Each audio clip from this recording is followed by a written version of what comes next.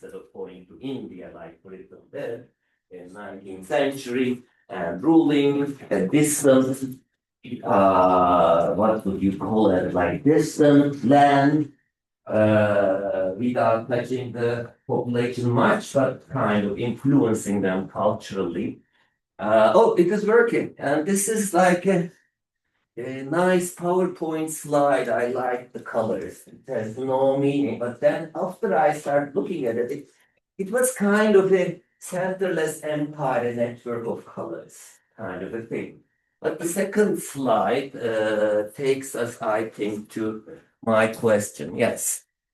So empire then is a kind of authoritarian central power that extracts value through its management of distinct and various communities. This sounds like right. I don't know. You may check online as well. There's so many discussions about what an empire is. Still going on. It's a scholarly topic. It's not a simple word in a sense. But I will. My question here, because Gateway class is now being reformed under brilliant Cat Medal, Dr. Cat Medal, my dear colleague, with a focus on stories. I was thinking, what does empires have to do with stories? Anybody, yes, what's your name? Caleb. Caleb. Honor Nigam? No, yeah, okay. The empires build these stories around themselves about why they are existing, what is like their purpose, their goal, their aspirations. So, Caleb. Caleb is saying that empires kind of screed stories about themselves, why they're there, what is their power about, why they should be there, kind of justifying your existence. Sometimes they make pretend they don't need any need for justification because they're powerful. Empire is also about war, because extraction of value always creates a tension, because you're getting, like, you're giving protection. Generally, empire promise of an empire is protection from other sources. So empire always needs an other, a kind of alter ego to justify its presence. And as a result of that, yes, stories count. What other ideas about this? This is an interesting question for me, myself, because I worked on early modern empires and their literature. So I am looking at especially elite groups in the empires and why they produce so many poems and stories for themselves is my question. Are they trying to convince themselves about their own power, ordained or through wars and heroism, etc.? Yes, what's your Sasha. Sasha? Um, Okay. well, they also like inform a lot about current like modern areas, like for example, with like the Persian Empire, like that history sort of informs like cultural aspects of like Iran today. Now, Sasha pulled the discussion to modern times and suggested that those old empires provide matter for new stories to justify modern nations, their existence, like Iran, thinking about Persian Empire, a very kind of tumultuous relationship with past, which they don't agree 100%, but its power, Persian Empire, you will hear about, is important for the Iranian existence, Iranian national existence. The same for Turkey. Turkey is the inheritor of an empire. In fact, in the lands of which there are over like 30 nation states existing today, but Turkey inherited that empire, Ottoman Empire. So, which is an empire, which is not a nation, which is not a republic, which is not secular. Ottoman Empire is all the things that Turkish Republic is not. But still, in Turkey, it's a pride to be coming after Ottomans for some groups. For some groups, it is more complicated than that. But these also create stories, different stories. These are not historical studies. These are more about today and how past empires influence modern state policies, people's ideological belonging to a state, like think about pioneers, founding fathers. People constantly drop those phrases to justify their actions, right? These are stories like founding fathers would not think about what we are doing, why, but for us today, for some parties in our nation, these are important reference points. So stories of founding fathers are as literary stories, as fiction, because the reality on the ground, generally compared to the stories, are more murky, undetermined, without a moral sometimes. It just happens, right? Things may just happen, but being human is about which stories we want to choose from many that are available for us, for our both individual existence and for the existence of this world, this planet, in a sense. Because we have short lives compared to hundreds of thousands of years of human existence on this world. But these short lives, how to live them meaningfully, rely on how we give meaning through stories, not only language, through stories to life on Earth. I like science fiction stories. This says I am an escapist instead of old stories. I want to go away from history, kind of a thing. Maybe, I don't know. I am sorry. Okay, early modern is a very recent concept. I will give a lecture first, then we will do a in-class exercise about the diary piece I assigned as a reading, but you will have quotations. You don't have to have read it before coming to class. Anyway, but early modern is a recent category, very Eurocentric, because modernity is about the victory of European colonial empires. The innovations that came with their kind of struggle with nature and like in for profit mostly, but with side values gained through this struggle against nature, the speed, travel, the thing, for example, health, innovations about health of human beings come with this colonial development. We cannot deny that.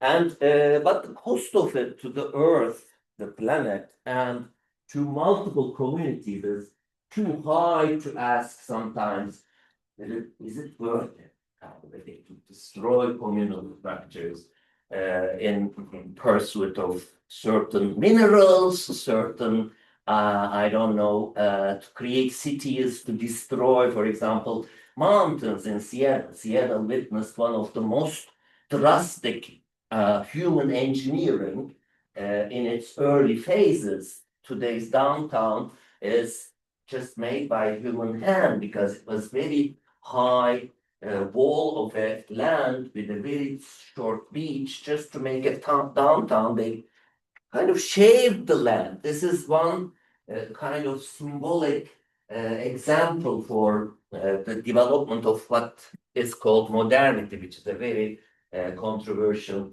term, just like empire, right? Modernity.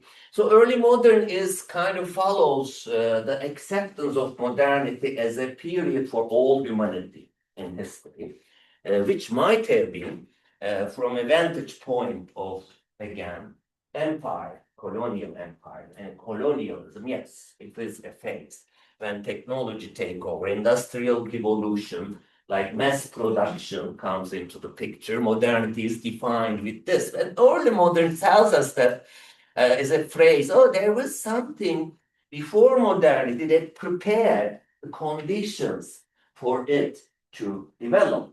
And early modern generally defined from like some people pull it back until like 13th century post-Mongolian raids. Do you know about Mongolians a bit? Like they appear from Asia out of nowhere, destroys many cities, rule over from China to Eastern Europe, etc., for around 100 years, and then they disappear without leaving many traces. This is like 13th century. And they create an impact on the world, pushing Western European nations towards the sea trade, etc., because they took over trade routes on the east, etc. And then after the Mongolians appears these empires, which a map that is talked about but not showing, tells us like these three empires defined by their religious choice, their basic principles of ruling over an extended region in the Eurasia, Africa kind of a thing, this old world, it used to be called 19th century, early 20th century, old according to who, etc. We don't know. Anyway, but what you see is on the on this side, there is the Ottoman Empire with brown borders, and when the borders have like stripes, etc., this means very volatile borders. People go to and fro. They're war zones in a sense. And then the purple part here in the middle is Persian Empire, again with volatile borders. And then at the very south, we see Mughal Empire with its, again, an Islamic ruling elite, ruling over mostly people of book, which are Christians and followers of like Hebrews, let's say, Judaic religion. And in India, it is a bit different because they ruled over many Hindus, religions which are perceived by, from a Muslim point of view, more heretic than the others, kind of a thing, non-monotheistic religions. But Ottomans seems to be the longest ruling and the widest expanding, more successful empire. They also have a difference. They are on the borders of the next imperial center, which is Europe. Now, Europe is considered as a continent. I can't see it at all. It's just a peninsula. You must stop and think, why should we call Europe a continent? Is there any relevance to that? No. It is Asia. It is a peninsula out of Asia. But that space, especially Western Europe, would determine the next phase of the world after the end of early modern world, which is around 18th century, when reason started rising as a philosophical dictum, and calculation, like better registers, mapping the world in order to extract more wealth. So mapping, calculation, all these are functions of modernity that came into being as functional sciences. Today, when you work on physics, biology, categorization, classification, they have colonial origins, okay? Because this is what the term discovery always led this colonial incursions into other lands, trying to get a wholesome, total picture of a world, the earth, which is constantly changing, bewildering. It's very difficult to capture. And science always assumes an anchor, a basis to rise upon. Like I need to go back and discover the origins constantly, but the Earth's origins are still a mystery. Like, yeah, people say there was a Big Bang. Well, where did the Big Bang come from? It's not store-bought or something, but still, like when we look at this period, then from late 14th, the beginnings of Ottoman Empire, until 18th, in fact, these empires kind of died in 19th century, like India, under the rise of European colonial powers. Meanwhile, things were not very happy in Europe throughout this period because Europe was like the Middle East of 19th, 18th centuries. It was full of wars. Borders were never determined. Russia, France, England constantly fighting with each other, which culminated to the what are called world wars. First World War in 1914, and then Second World War in 1939. Like Europe was a war zone until 1950. Okay, and after that, Europe stood up again. I'm talking mostly about France, Germany, England, Russia.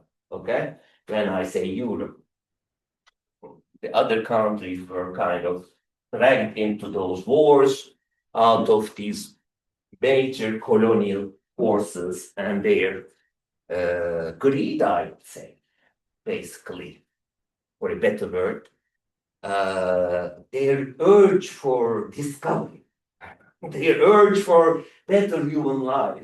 Europe was a graveyard by 1945. And it continued, in fact, but wars continued in Eastern Europe more. But Europe get out of that position thanks to American aid, mostly that is called Marshall Aid, and certain international organization established. All these casted all the history of Ottoman, Persian, and Mughal Indian empires of the past. Kind of, I think their sideline, erased from history, gained less and less interest until recently, like until I think 70s oil crisis. There was very little interest in Middle Eastern issues in the US universities. There was Orientalist studies, which are looking at past literatures, philology, mostly kind of driven by biblical studies because the events in the Bible took place in this area, which we call Middle East. So the study of the field was very historically oriented, which is good. It's an important topic as well, and Pat is working on that field, so it is wonderful. But what happened in these empires were considered like dark ages because it wasn't relevant for a Eurocentric study. So what was happening there? Do you know anything about these empires? Also, what about these questions? Like what patterns or borders stand out in this map to you? Or where do you see contact between Europe, Africa, and Asia? These are very simple, like 8th grade questions. Look at this map. Is there anything like those color schemes are explained here, showing the development of each empire, etc.? Anything you would like to say about this? What's your name? Nina. Nina. The Ottoman Empire was in Africa and Middle East and like almost Asia too. Asia, also Europe. Look, Greece is I mean, under, Europe, yeah. Yeah, so it is kind of the contact between three continents, yes. The labels of like the pink of the Ottoman Empire, just like how much it expanded, like during In time, yes. These color borders, this is one way of showing history on a static map, right? Like how to show the development. So it chooses certain periods and coloring them differently for one empire. I find the choice of light purple, the same color for the early empire, Ottoman Empire, a bit stupid for a map. So making this beautiful map, and then we can't find another color for Persian Empire. They're not the same. They were different empires, like, we will see what difference are there and why these three empires were different. They were both Islamic. They shared a culture. From India to Eastern Europe, they read the same books as like Quran, first the religious book, and then Persian classics. They read all through this region. Everybody read Rumi's, Masnavi, Gulistan of Saadi. These Persian poets became their like the Latin of this culture. It was Persian, like culture, language of culture. The Bible of this culture was Quran with its Arabic language, which is not as murky as biblical languages. Is it Hebrew? Is it Greek? Is this translation King James, etc.? No, Quran was Arabic, and it always stayed Arabic for everyone who recited it as a believer. Even if they didn't know the language, they learned how to read it.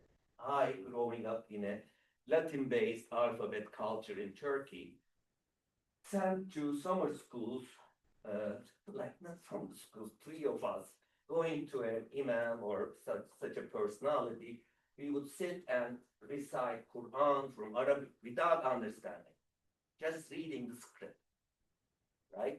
Like without knowing what it says, but I learned Arabic script by reading some language that I don't know. Does it make sense? Can you wrap your minds around it? Like, so I became a multi-scripted person, but not multilingual. Later, after I learned Ottoman Turkish, which is written with Arabic alphabet, but a different language, this helped me learn it fast. That I had the script already in my mind. I've read a modified version of it. It is a bit like learning not French and Spanish, even Italian are very close to English compared to Arabic and Turkish. They are totally different language. Like very different language. So I can't express how different. The same with Persian, you know. But these three cultures shared a literary culture, shared stories that come from the past. And these shared stories started as elite learning because people who knew Persian, Arabic, and Turkish were able to read each other's texts, right? And those were the very few educated people. But it trickled down to the lower layers of the cultures, obviously, because we see like popular stories adopting higher level elite historical stories like 1001 Night Tales, which are taught at our department by Professor Peridian, or like Ethiopic stories like Mehari Burki. I always forget Mehari's last name. That's my bad. Mehari, our colleague. He also talks, for example, Ethiopic stories, how they borrow from Persian storytelling traditions, etc. Even though it is Christianity, it's a different language, etc. So this region had this kind of stories. No wonder, because this is, as you learned already, the most ancient land that writing comes from. It's the oldest examples of writing as Kat and Scott Neugel and Stephanie Sello work on all this writing, all the stories. Gilgamesh comes from there. One of the most interesting story in the world, I think. Beautiful, as they translated. I don't know how much of it they make up, but they translated constantly. Okay, so the contact point between what we call Europe, Asia, and Africa is Ottoman Empire, and this is my term, my backyard, because I work on Ottoman Empire. So I will focus on Ottoman Empire, but if you have any questions about the other two empires, I can address them. Before moving on, I should tell you, Arya Fani, who gave the first lecture of this class, works on Iran and Persian Empire. And also in history department, we have scholars working on both Mughal and Iranian, like Persian empires, like Purnima Dawan, for example, who writes on Persian in India, etc. Such interesting topics. Any questions so far? I keep coming to the laptop. You can debug. Okay, so this is a chart. I will share this with Kat if she wants to. She may share it with you, a PDF of this. But this is a chart I prepared for Ottoman, Safavid, and Mughal empires. Their capitals, in fact, Ottoman capital once Istanbul, like Constantinople, was conquered in 1453. Istanbul became the unofficial center or capital of the Ottoman Empire. Sultans mostly lived in that city. They sometimes moved to Edirne, close by city in Tras, but they never changed it. With Safavid and Mughal, it is more complicated. The centers shifted from Isfahan to Tabriz, etc. Delhi, Agra, etc. Those were more mobile empires, like the ruling elite generation after generation from one dynasty. These are the names of the dynasties. We call them. It's like calling English British Empire like Tudor Empire or Windsor Empire. For some reason, the names of Eastern empires of early modern era are named after the dynasties, the families that ruled over them. Does it make sense? Like, okay, Ottoman was a family. Yes, it was and these were all paternal lineage families like that. Mothers were not consequential to the continuity of the generations of sultans, let's say. It was the father was important in a sense. And then if you look at the dates, really, Ottoman Empire kind of covers all empires, periods, etc. I'm not proud of it or something because I'm from Turkey, but that's a fact, unfortunately.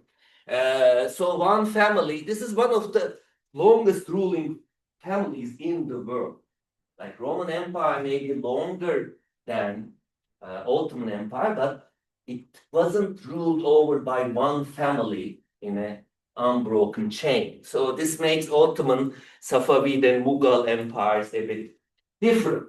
One family, continuous rule, territorial empires, right? And religion-wise, they were a bit different. Ottomans became after 16th century ardent defenders of a Sunni Islam. You might have heard about these terms. If not, you can learn about all the tools. I remember your age. I didn't have even like Google or World Wide Web. Like I needed to go to the library, find a book, etc., to learn simplest thing like. Or every house had an encyclopedia which gets very outdated very fast, kind of thing. Anyway, Sunni Ottomans were the ardent defenders of Sunnism. In fact, they got their Sunnism sharpened due to the wars they kept having with Safavids, whose Shiite kind of faith in Islam got sharpened thanks to their wars against Ottomans. So it was kind of sharpening each other and becoming more Sunni, more Shia, etc., just to posture as an elite for their communities. Ottomans incorporated a lot of different religious groups, like they were in the former lands of Greeks. So there were huge Greek populations under Ottoman Empire. And they were living with their patriarch, was under the Ottoman Empire, their religious leader. Jews were, after they were expelled from Iberian Peninsula, the Sephardic Jews arrived in Ottoman Istanbul, Ottoman Thessaloniki, Ottoman Smyrna in 1490s, just as Columbus take off to discover new lands. Jews were coming to Istanbul, the Sephardic Jews, etc. So this was a very diverse empire. Safavids were more persecutive towards other faiths and beliefs. They were more oppressive, but there were reasons. They were squeezed between two Sunni empires as the only Shiite empire. So they had all the reasons to be more conservative about religious politics, let's say. And then Mughals were the most permissive Sunni Islam, they like brought to the fore, very tolerant of Hindu subjects. In fact, Purnima Dhawan in history department shows how Hindu and Persian literatures combined in India to develop a different strain of Islamic and Hindu poetry and forms. And languages were like Ottoman Turkish became the official language in Ottoman Empire after 1450, the conquest, but the other empires followed Persian. Persian has always important for an Ottoman gentleman. They learned Persian as a fellow language for Arabic. Arabic was the core language due to Islamic reasons, like religious reasons. And Ottoman Empire developed one of the modern bureaucracies. Today, one of the, I think, the richest archive of any state, continues, etc., is the Ottoman archives. And it has Arabic, Greek, Jewish, like Hebrew, various documentation. And it started being really in a modern manner classified and collected as early as like late 15th century. So we have documentation, land deeds and etc. It is inexhaustible, except for AI now is in, maybe AI can exhaust it, scan it. And of course, Iran was controlling, if we go back one slide, what is important here is Iran was controlling the Silk Road, the land route of trade, which is the world trade from the ancient times on. Silk Road is one. Chinese goods were coming through Iran and moving into Europe, etc. Silk Road. But Ottomans, with very early, like 1517, 1546, conquered these very important ports that command and control the Indian Ocean trade. So this was their major achievement. So they were taxing any goods coming through the sea from India into Europe. So this was their major achievement early on, in a sense. And then Mediterranean was called at one time, at least, an Ottoman Sea. Any questions so far? Anything interesting? Yes. What's your name? Well, okay. Did the distinction between Sunni Islam and Shia Islam exist before the Safavids and the Yes. Ottomans started? Yes, definitely. It goes back very early on, Caliphal period, like the first differentiation about who should have been the righteous caliph, righteous leader in the caliphal period. And in fact, there is like Terry DeYoung and Lillian McCabe teaches these topics. I will venture here. I taught Introduction to Islam for several years at this university, but I'm not sure if we are offering it. Yes, it is much smaller class now, but it is a very interesting and very complex system. I don't want to give like, it's an empire kind of a solution to it, but there are many differences. First of all, similarity is Quran is the book, and it's a sacred word. But after that, who interpreted Quran how makes the distinction. And in Islam, in fact, there are different opinions and different paths, as complex as there are in Christianity. Right, in Christianity as well, starting with Catholicism. Some people compare Catholicism to Shiism and Protestantism to Sunnism. It is, I don't know, some books, earlier books, but Catholicism and Protestantism, Orthodoxy and Christianity, there are three major paths. For example, in Islam, there are two, but then there is diverge under like into branches as like Christian, Catholicism, Orthodoxy, etc. So religion is not something that can be contained in one whole. Like it always, once it starts, it gets really complicated and problematic for some. I get really confused when I become religious. Okay, I want to look at this slide now. Some people who didn't speak, tell me, what do you see in these pictures? There are names underneath.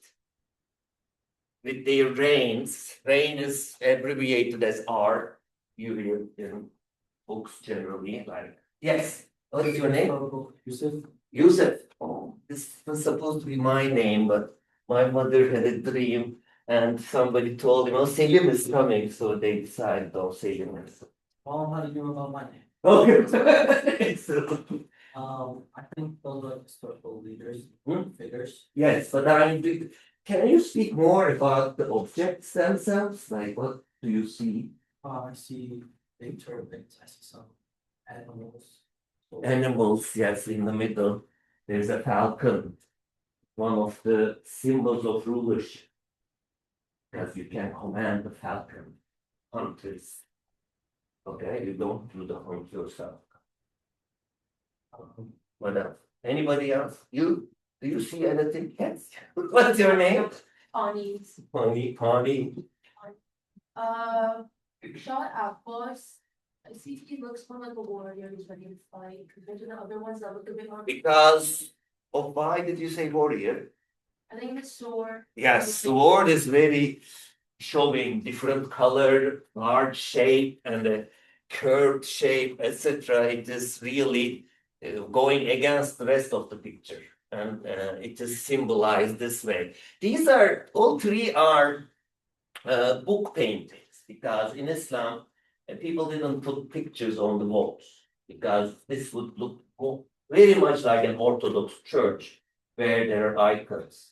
People kind of worshipping icons according to Muslim mind. So wall painting was not there. There's a lot of wall illustration and tiling, etc., but not necessarily painting. And in especially Iranian culture, there were animal paintings on the walls, etc. It was common, but not in the Ottomans. Ottomans were more astute in their Sunnism kind of a thing. Okay, anybody else? Let's talk about these things. Any differences, similarities among the three, for example? Yes, Bill. Well, they're all rulers who are showing off some aspect, or showing off their control over some aspect of rulership. So you have the Falcon guy in the middle, warrior guy on the left, and kind of the right on the harder side of the spread. Yes, like this Ottoman one is quite problematic. What is his power? His hat? Like his largest like.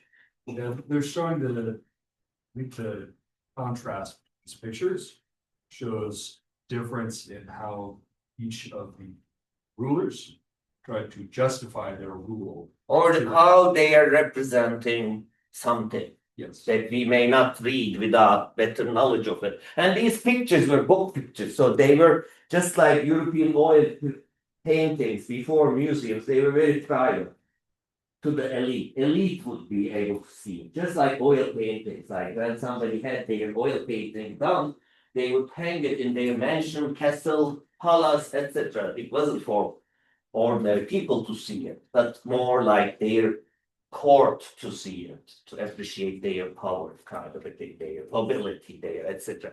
So these are intended for an elite readership who would look at the textile, for example, which were very important in these times. People would invest in textiles as if it is gold. Like this was one possession which was very important. So they would look at, for example, this is amazing. I want that coat.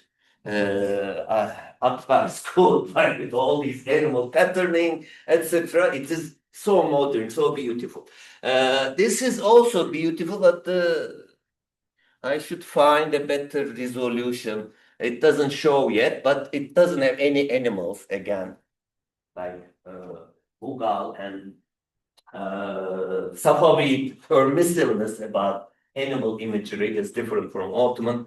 But Ottoman looks more astute, more like reserved. He is not looking anywhere, like more looking inside, etc. This is Süleyman the First, and he is known as the one of the rulers who set up law code, Ottoman law code, Sharia law, like on as a way of interpreting Sharia law as a family, an Ottoman law code, which is called a public law kind of a thing, interpreting Sharia in a way that cities can be governed with it, right? So he is like this long reigning. When you look at this, he reigned 46 years. There are not many presidents who ruled that long, except for Cameroon today, re-elected. I mean, but yeah, and Erdogan is in Turkey is only 20 years or so so far. But the rest are much. In fact, this is not bad. 50 years. Wow. Akbar. Okay. I don't know much about them. Any questions? How are we doing with time? I should wrap up 2:25, so you might want to give them a break soon. soon. Okay. Then I will go to the next two slices, and then after a break, we will do the poem and the activity. Okay. So Ottoman Empire was a vast multi-ethnic empire linking three continents and ruling over the Indian Ocean trade. This is a very important knowledge because those port cities Ottomans ruled over became the object of desire for colonial powers. So when you look at where First World War, why First World War is called a world war, you will see Basra, Egypt, such places are very important where world powers, Germans, French, and English locked against each other around those points, which were at that time still Ottoman cities, not nations of themselves yet. But due to Ottomans' kind of extractive colonialism, which means like they didn't try to alter the communities, but they tried to rule over them to get taxes from them. These places remained like Arab communities, Iranian, like Persian communities, Jewish communities. They were kind of independent communities who were giving their taxes, getting security in return, and always subjected to the capricious behavior by rulers. Like, you know, there were many sultans who were like Donald Trump instead of Barack Obama or something. However way you like them, like these are different ways of ruling over, right? Like this was happening in the Ottoman Empire as well. And the administration was through law. And we have a sea of court records from issues between neighbors having a feud, people complaining about state, complaining about their taxes, etc. Everything is recorded and preserved and referred back, etc. In a paper economy, it is very difficult to manage, but they found a way. So that we have all these, people asking for a document from 200 years ago to identify the original owner of a land due to a modern dispute, for example. And it is being found, quoted, returned, etc. So it was a very big web of rule as they expanded. In fact, the center grew like spread thin in a sense. Its weakness come with its victories, kind of a thing, because they were trying to manage. And then there was language issue, like Turkish was promoted on all levels, but Ottomans were also very proud of ruling over the three major languages of Islam, Persian, Arabic, and Turkish. And urban centers, in fact, I put here only eastern ones, Cairo, Aleppo, Baghdad, almost all ravaged by our expansionist policies like bombed, very historical cities bombed and destroyed, and their way of life altered recently. But in fact, there were urban centers in Europe as well. Okay, I will shift to social life, and this is my last slide. I love this painting. This is an album painting, again, a book painting. It is now, nobody knows how, in Walter's art collection.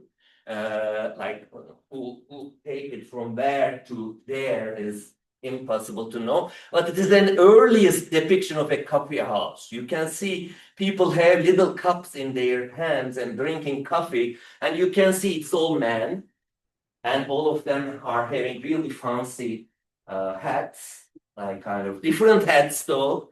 Like there are some different hats, a black hat here, a cap here, etc. There is someone with a high cap there, etc., which shows their places in society.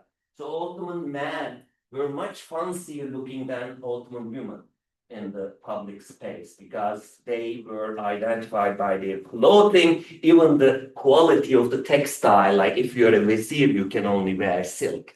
Yeah, otherwise you can't wear silk, even if you have it in public, kind of a thing. So such differences, in fact, depicted by this contemporary painting of a coffee house interior, and we know then that they had a hierarchy. There was a higher ground for elite to sit at the top depicted. There were the corner of poets writing and reading poetry. There were people playing backgammon, and reading cups as well in a corner. And they're all men. Even the dancer is a boy, like I mean, he's dancing. A lot of things are going on in this picture. What modern spaces do you think play a similar social role like this coffee house, which brings together men from different walks of life, and interfaith encounters are possible in such a space which wouldn't be possible in a mosque or a church in the Ottoman Empire, for example, or like low and high at least see each other in close proximity. So coffee houses were deemed dangerous throughout their existence in the empire. What kind of spaces do you think play a similar role today? Like bringing people together from different faiths, from different ideological, etc., positions. And why do you think rulers or clerics would worry about them that seriously? Let's give it a break and come back to this slide before reading a poem together, and then we will have a group activity, okay? And then we will wrap it up and I will go back home. No, I never have the week. Something like that. Okay, 5 minutes? 10? 10, okay. 7? All right, then I think all 10 Compromise on minutes. 7 minutes. Compromise on 7. So far, so good. Yes, so far so good. Thank you very much. Yeah, good, no. Going to pause this. Spaces may be like a coffee house where different classes, different faiths, people of different faiths come together. In this case, there's no different gender, except for those different gender positions within maybe, but are most probably represented by some of these people. Gender is something I look at in my literary studies of Ottoman Empire. I wrote about sex, sexuality, and gender in literary like representations of it in literary texts. But when I look at this picture as a text, because it is readable, even if you don't know anything about this culture, you can see the tripartite organization of the picture, like a hierarchically a top group, a middle group, a bottom group kind of a thing. And then look at what they are being occupied. The lowest is games and superstition, while the middle group is poetry and texts in their hands, and the upper part is just solemnly drinking their cups without like meddling with such people's things because they're above them, kind of a thing. And then the worker, the coffee maker is on there, and then there is a door, new people coming in. So it's a very animated, very rich text to me, you know. And there are some readings of this picture in scholarship, but I think it didn't receive a real good detailed reading yet in scholarship, like by anyone. Okay, what modern spaces, or why should rulers worry about these places? Any thoughts? Yes? Is there some? No, you were just. Anyone? Yes, Bill. Thank you, Bill, for being here. I'm struggling to think of modern examples actually, but I think rulers are worried about some cases because they're melting some ideas, and if the idea, well, the rulers and clerics need to keep a close eye on. Yeah, yeah. No, you did you used a very interesting phrase like melting pot. These places are a melting pot. So they're dangerous for rule. This brings to my mind because whenever people talk about a melting pot, the first thing comes to my mind is America. Like, was it Borisov or some authorities or something comes after that because it's a melting pot.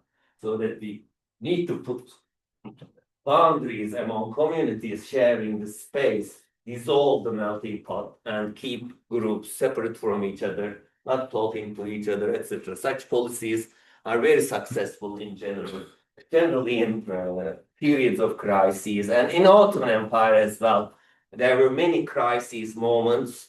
There were many revolts against the Sultan, mostly from the military classes, but not only from them. Clerics, scholars also were revolting against sultans throughout its history. One part of Ottoman state was about controlling revolt and coming from very different sources. And coffee houses, as soon as they appeared in 1540s, the first coffee house was started by a couple of individuals from Syria coming into Istanbul, starting a coffee house, and it became such a fashion that we didn't like. It is like the coffee houses in Seattle. When I came here in 1999, there were like Starbucks was just starting, and there was a couple of espresso machines here and there, nothing the each district one coffee house kind of a thing. And within 20 years, now you can't go to anywhere without a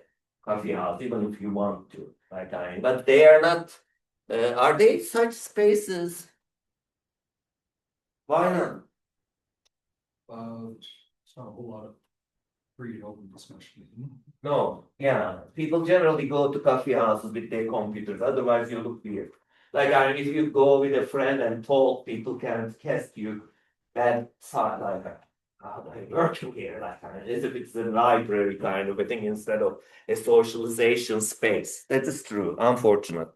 Anyway, I want to do a poem because one of the activities in these coffee houses was to recite poetry. The hands up, hands up.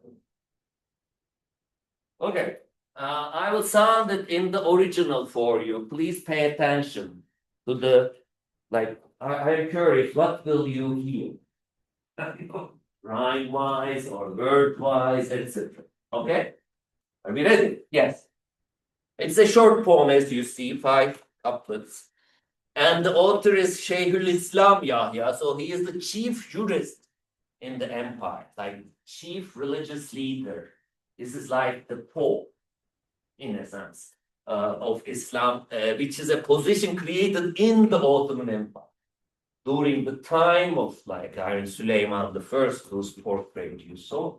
And he became one of the most strong religious leader in the empire, if not in the world, for Sunni communities from Southeast Asia to Balkan.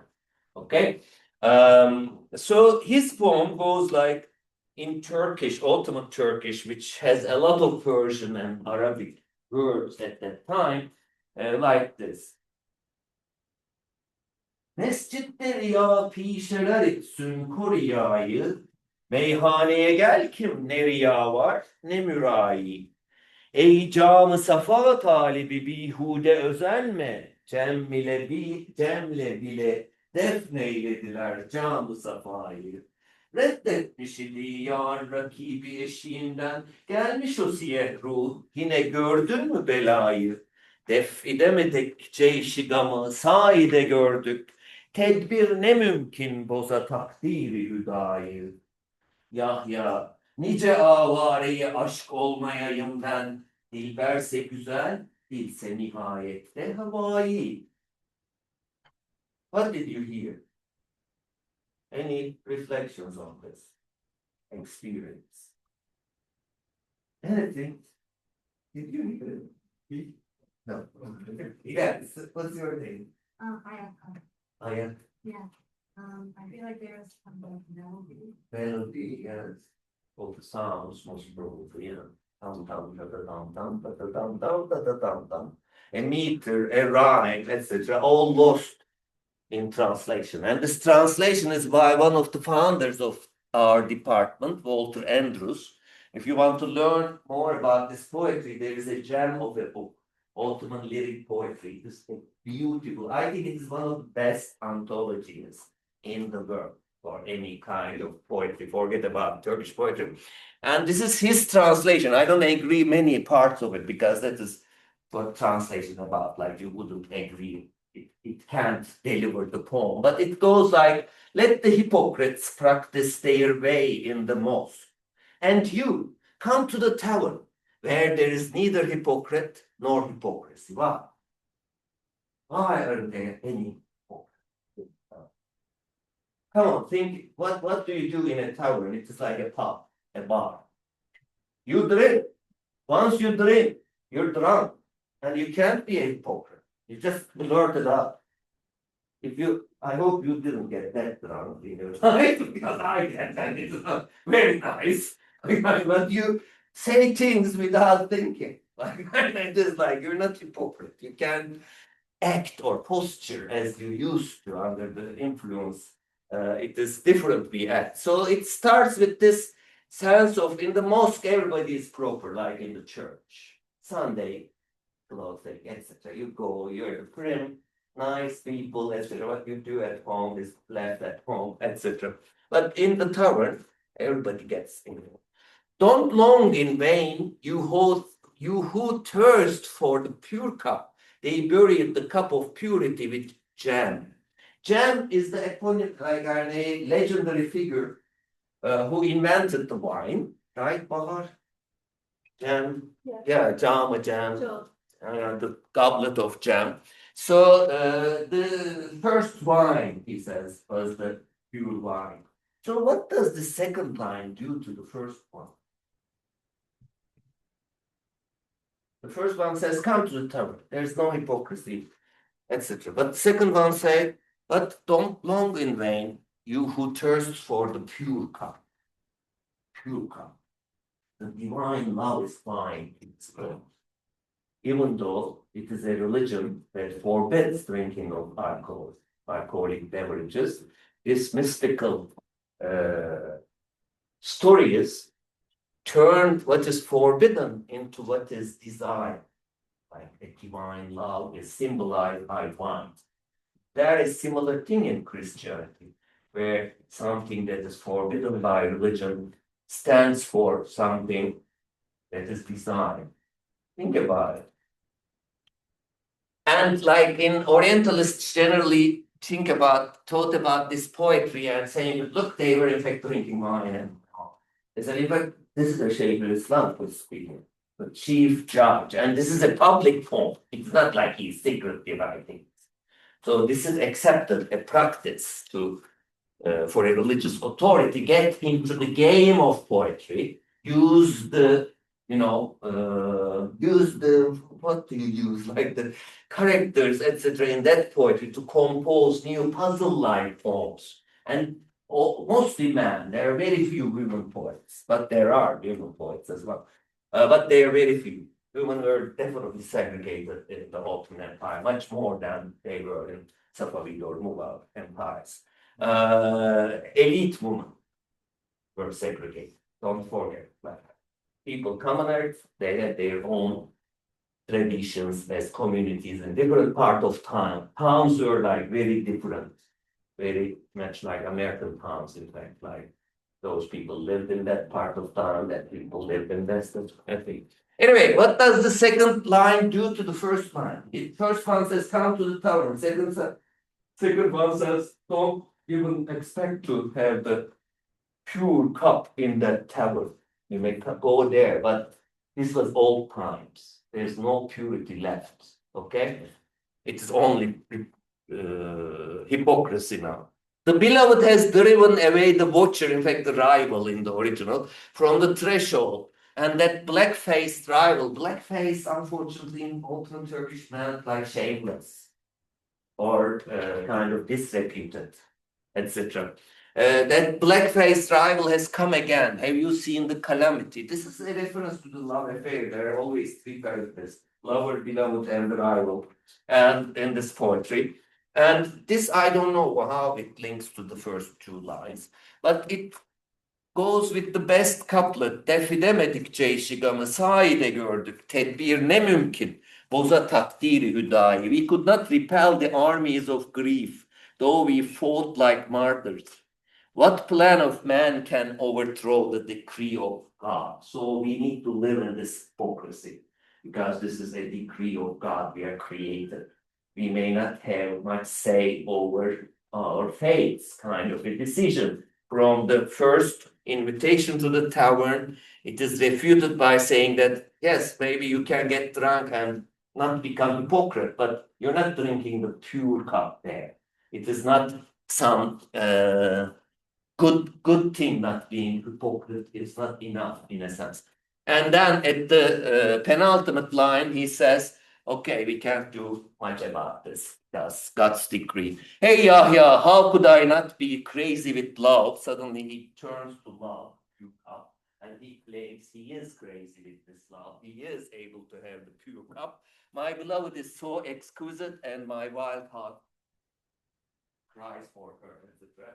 So he heals himself out of this hypocrisy, non-hypocrisy, etc. I am beyond this world. I am a lover, true lover.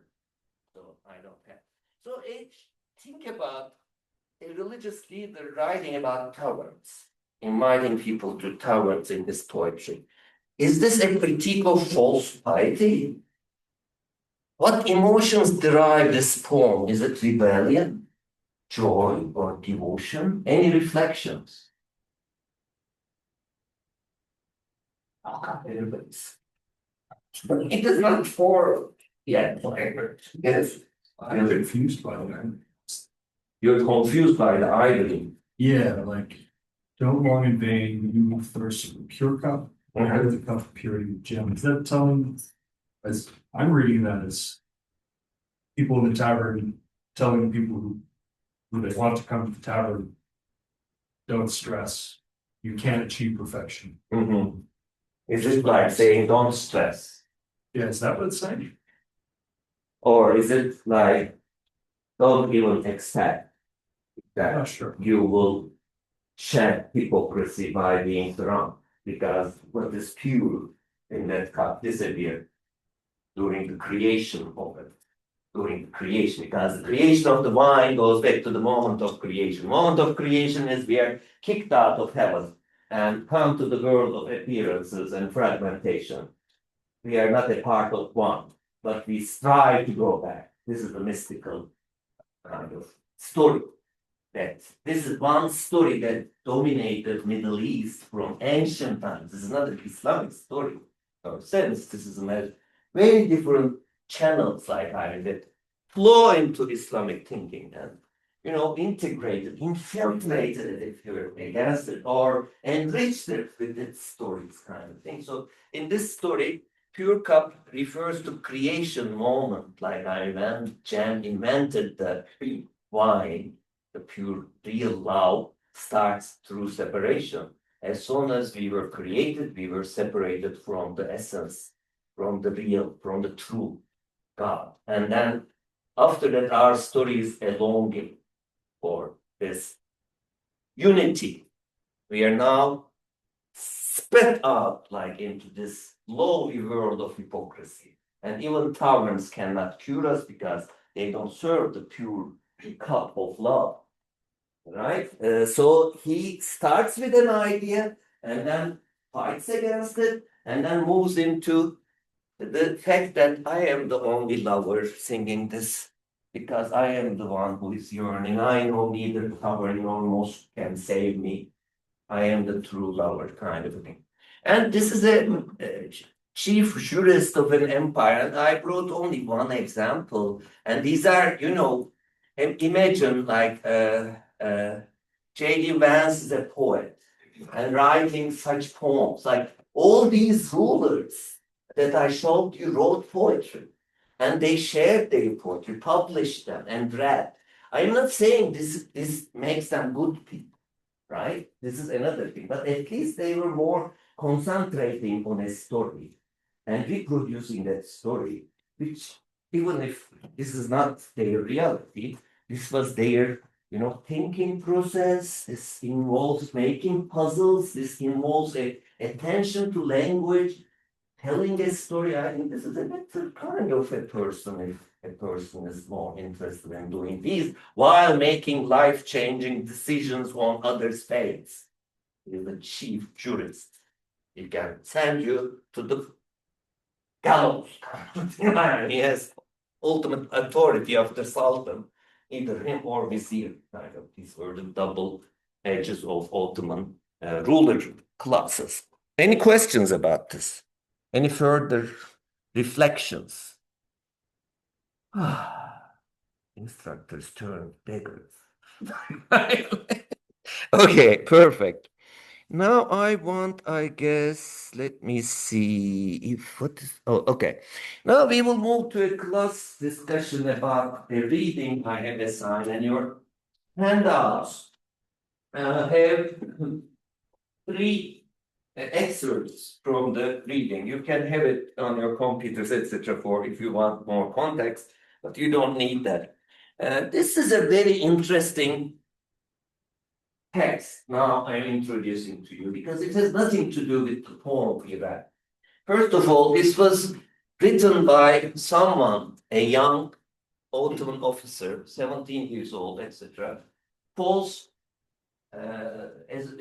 enslaved by Austrian armies when he was only 17 years old.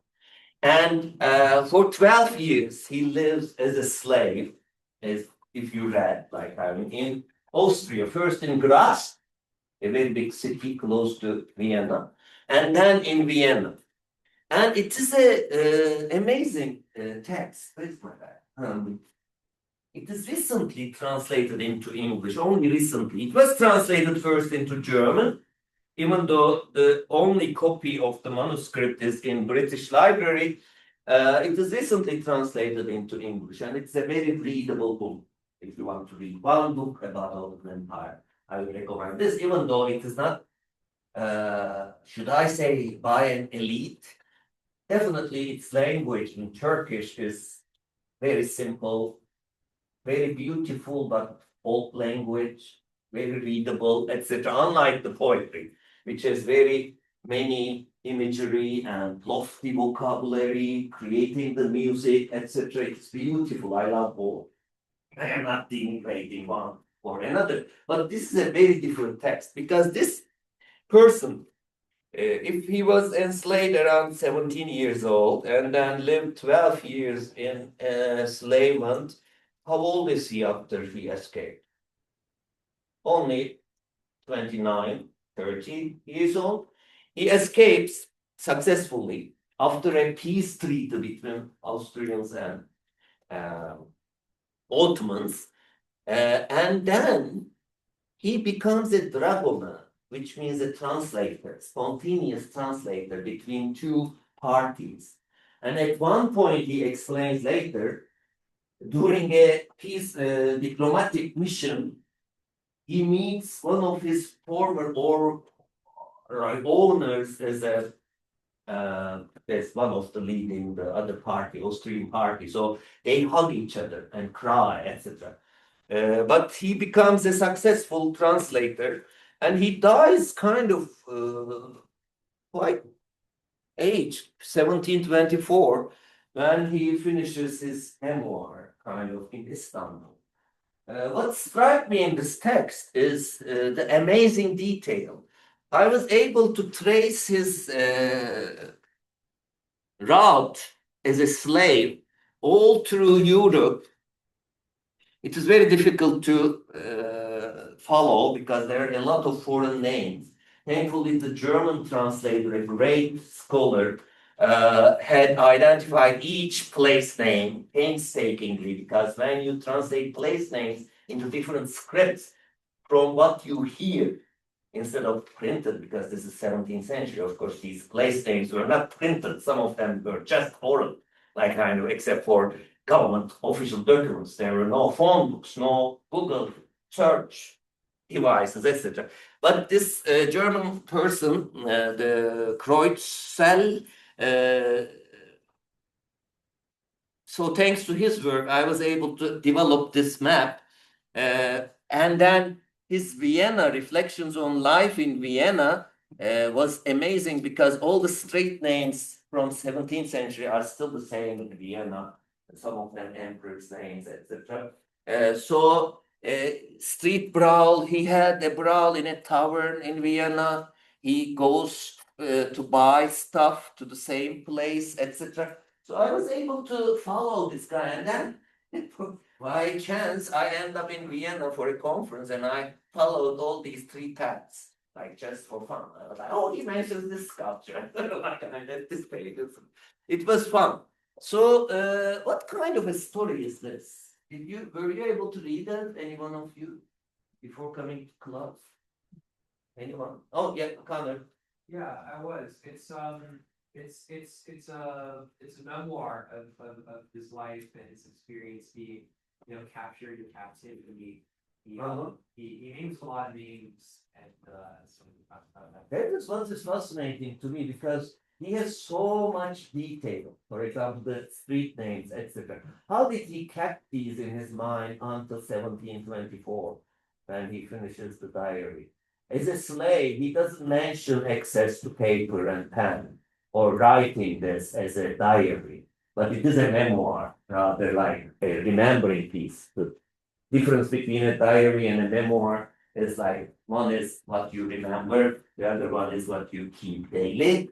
So this is a memoir, but this detail, how do you think you could keep all these foreign names and city names and street names? Any ideas about that? You don't have much access to paper. How would you keep them in mind? Ideas. You're at the university. You should be playing with ideas. You should make up things, like be creative. 50% of science is making up lies. No, good story. Yes. Probably ask people. You ask the people around, yeah, maybe this is it. I never thought about that, but yes, because he had access to people through diplomatic missions.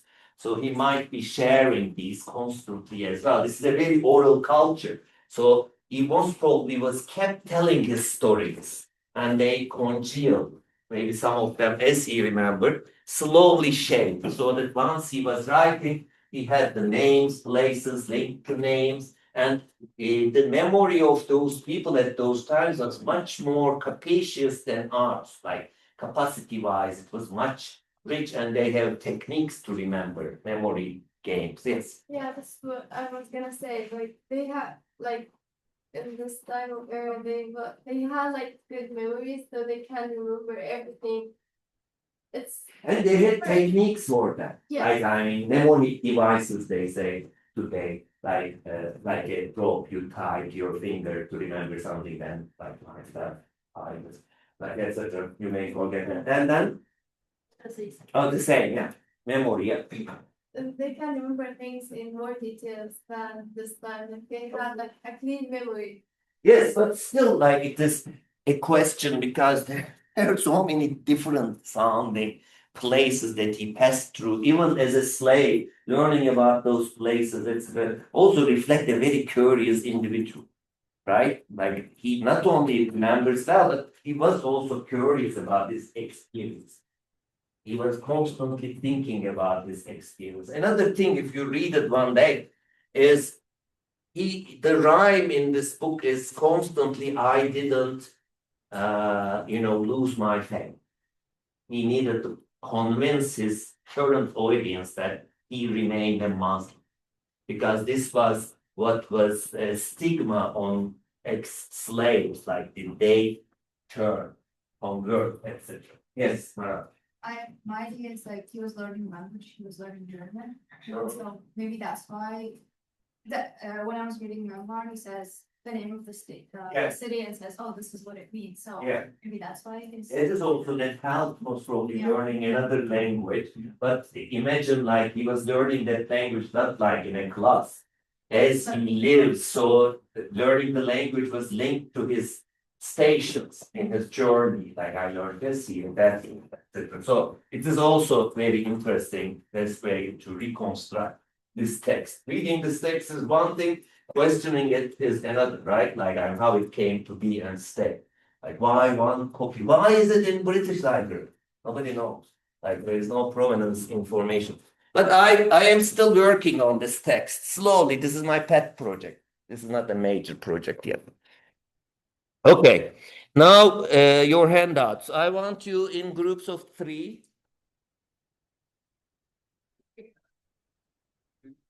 To answer one of the sections, you need to choose together. Like let's do this one. Okay, there is 3. You can work a bit here. There is one person. Can you move? Right, move on there. Okay, can you move here so that you can work with these 3? Okay. Oh, just look, my memory is not okay, 3 people is the ideal. If not 2 or 4 are okay. Okay. Choose one excerpt and answer those questions. Okay. And put your names on the page as well. Like also left lost 10 points out of 1,000.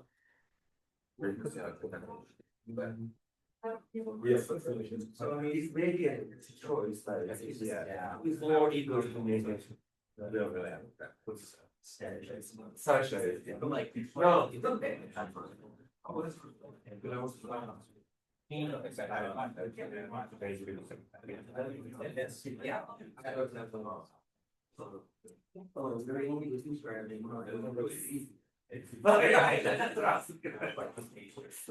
What's your name? Sarah. John.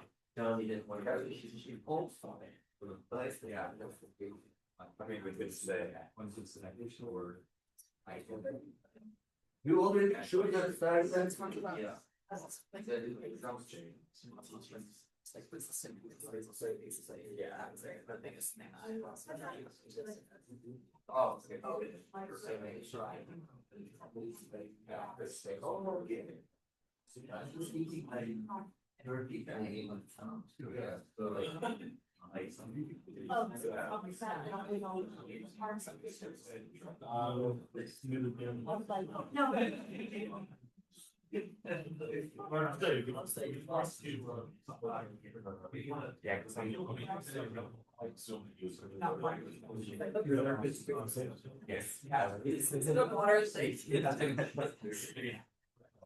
Yeah, I think it's, I mean, usually like the chance. Yeah. You're right. Yeah. I put this.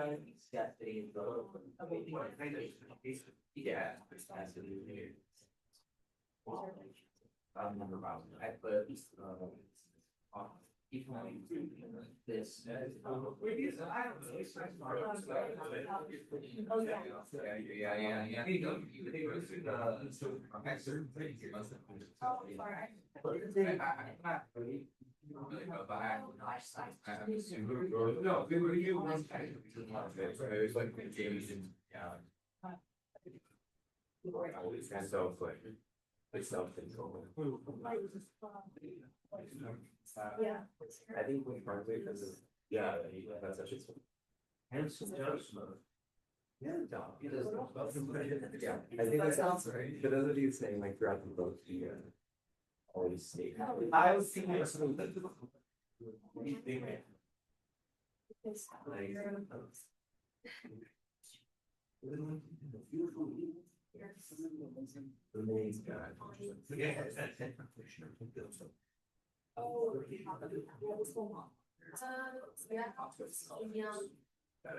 You do a lot more than you want.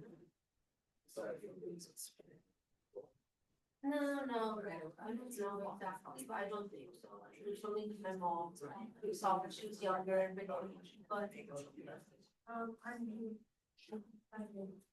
So I guess like. It really, I think you're. This is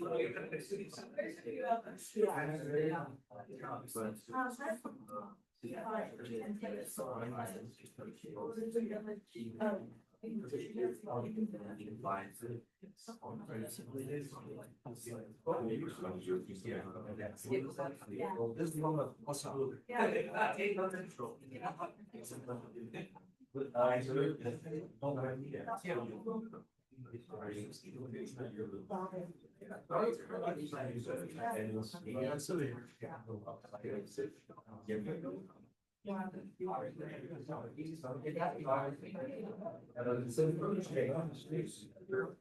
if they were saying.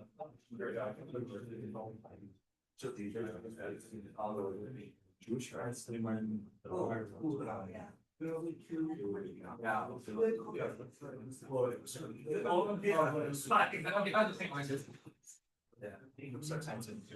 Armand.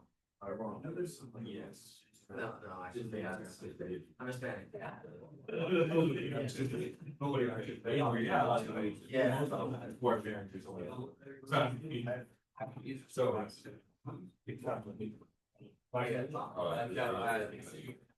Yeah.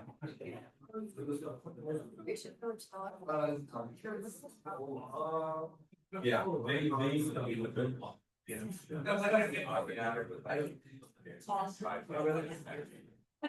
Geoscience.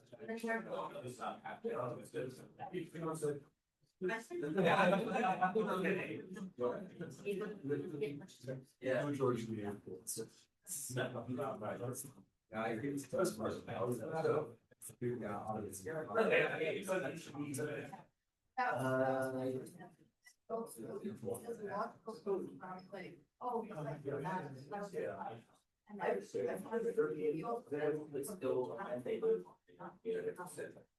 That's a lot.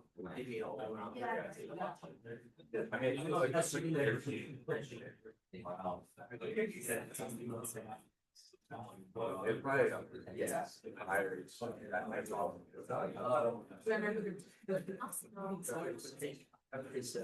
It's like, I think it's. I mean.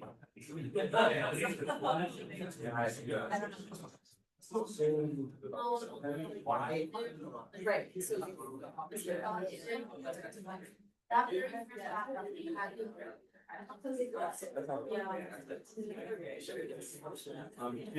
I think anyone that is.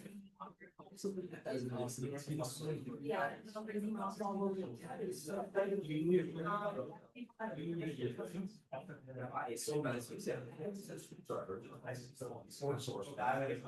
guys, where you are, especially please for something.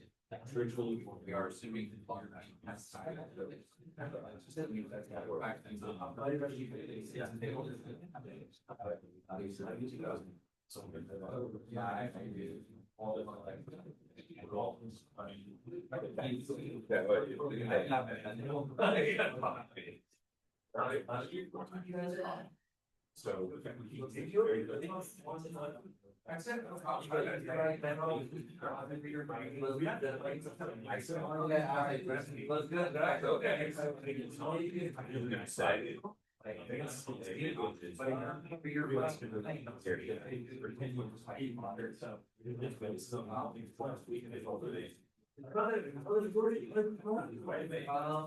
Good.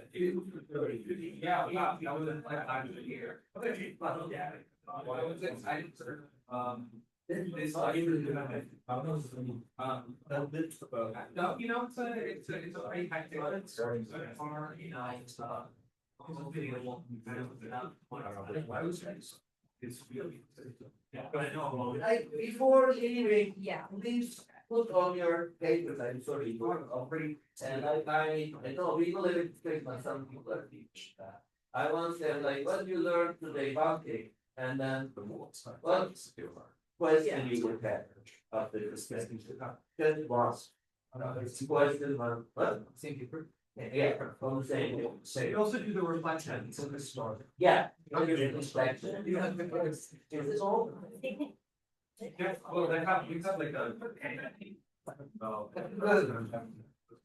Yeah, it was all good. You can do that. Yeah. Thank you guys, sorry. You lost like this to be those. This is a curious thing. Yes, just one of them. I, the second one was late. I didn't know it's that. I was thinking, I was like, I thought more than I expected. Even though it's probably forbidden. Well, everybody.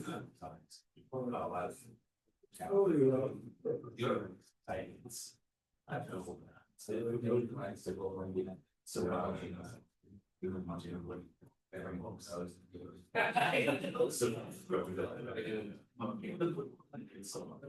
That is, I grew up with that, so like.